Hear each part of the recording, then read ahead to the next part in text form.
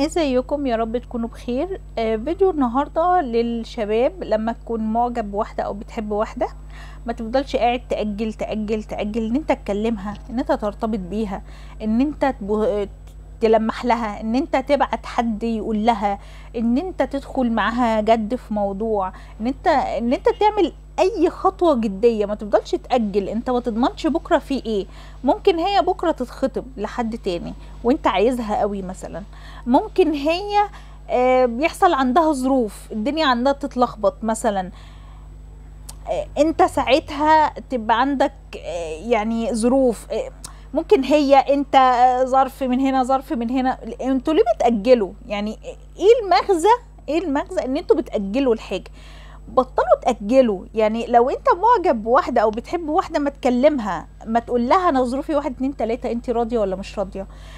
ما تدخل كده جد على طول. يعني ايه اللي بيخليك تأجل؟ لا بكره، لا بعده، لا انا هعمل، لا انا هسوي. طب لما اشوف الجمعيه بس، ما خالتي تيجي بعد سنه كده واشوف هتعمل لي ايه في موضوع الجمعيه.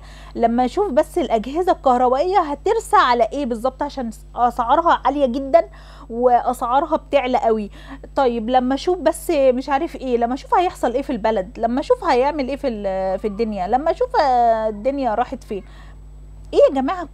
كل لما اشوف دي، انتوا بالكوا طويل جدا جدا فوق ما تتخيلوا. بتبقى البنت اتجوزت وخلفت وكل حاجه، او مثلا بيحصل ظروف بتشقلب الدنيا، او انتوا التأجيل ده مش كويس. يعني لما تكون عايز حاجه ما تفضلش تأجل، ما تفضلش تأجل. لما اشوف هيحصل ايه، لما اشوف هيعمل ايه، لما اشوف الدنيا هيحصل فيها ايه، لما اشوف الحاجه هتوصل لكام.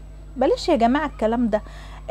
محدش ضامن عمره، محدش ضامن الحياة. لما تكون بتحب حد انت عايز تبقى معاه، فما تفضلش ان انت بقى تسوف وتأجل كل شوية عشان ما تضمنش الدنيا هيحصل فيها ايه.